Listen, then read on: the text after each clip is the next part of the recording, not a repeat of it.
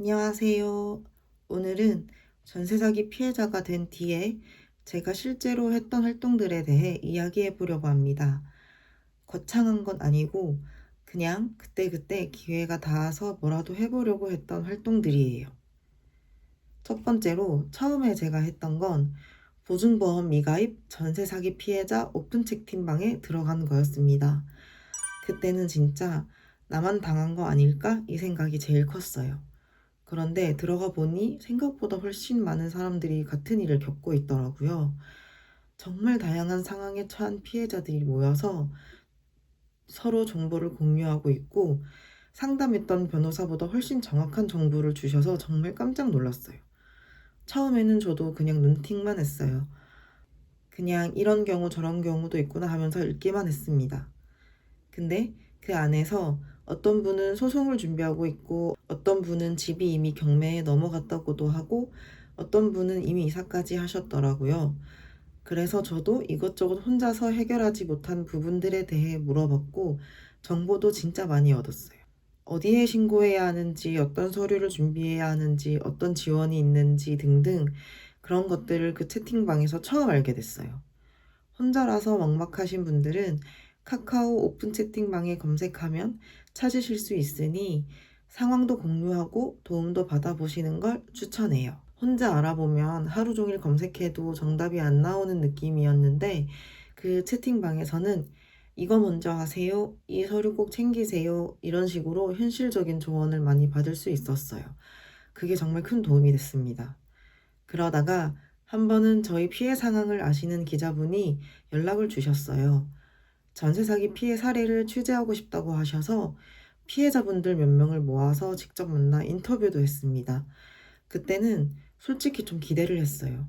기사라도 나가면 조금이라도 상황이 알려지지 않을까? 이런 마음이 있었거든요. 그래서 제가 겪은 상황을 말씀드리려고 서류도 다 정리하고 준비해서 나갔습니다.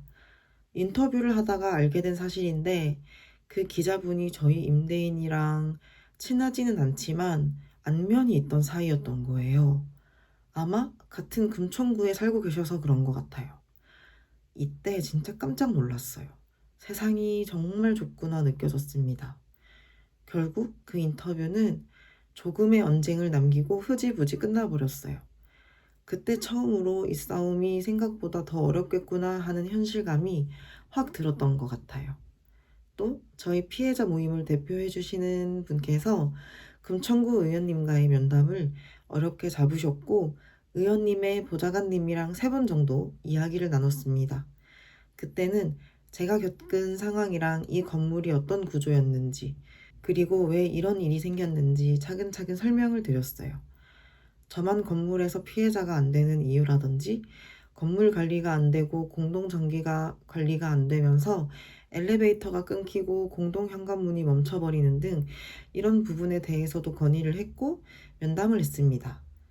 솔직히 말하면 그때 당시 당장 상황이 해결되거나 하진 않았어요. 그래도 저희 피해 이야기를 누군가 공식적으로 듣고 기록해주고 의원님께 보고를 해준다는 것이 그때는 조금 위로가 된 것 같아요. 하지만 실제로 최근에 전세 사기 피해주택 안전관리 지원 사업을 시작하게 되었다고 연락이 왔어요. 물론 저희 때문만은 아니겠지만 많은 곳에서 피해자들이 불편을 건의했던 게 또 하나의 정책으로 자리를 잡았다고 생각하니 기분이 좋았습니다. 그리고 마지막으로 25년 연말에는 전세 사기 피해자 집회에도 나가게 됐어요.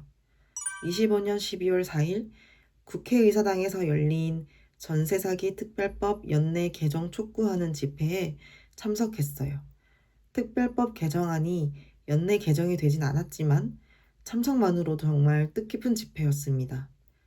처음에는 되게 망설였어요. 내가 이런 데까지 나가야 하나? 이런 생각도 들었거든요. 국회의사당 앞에 도착했을 때 되게 이상한 기분이었어요. 제가 뉴스에서 보던 피해자 집회라는 자리에 서 있더라고요. 그 자리에 모인 사람들은 특별한 사람들이 아니었어요. 다들 그냥 회사 다니고 학교 다니고 평범하게 살던 사람들이었어요. 근데 그 사람들이 내 보증금 돌려달라는 말을 하려고 그 엄청 추운 날씨에 다들 모여 있는 거예요. 그걸 보니까 되게 복잡한 감정이 들었어요. 억울하기도 하고 화도 나고 근데 또 이상하게 조금 덜 외롭다는 느낌도 들었고요. 그리고 앞에 피해자 대표분께서 연설을 하시는데 눈물이 폭발했어요. 진짜 다들 젊으시고 집회를 위해서 제주도에서 오신 분들도 있었어요. 저도 같은 피해자지만 같은 상황에 있는 분들을 보니 너무 속상했습니다. 이런 활동들이 제 상황을 바로 해결해 주진 않았어요. 집이 돌아온 것도 아니고 빚이 사라진 것도 아니고요.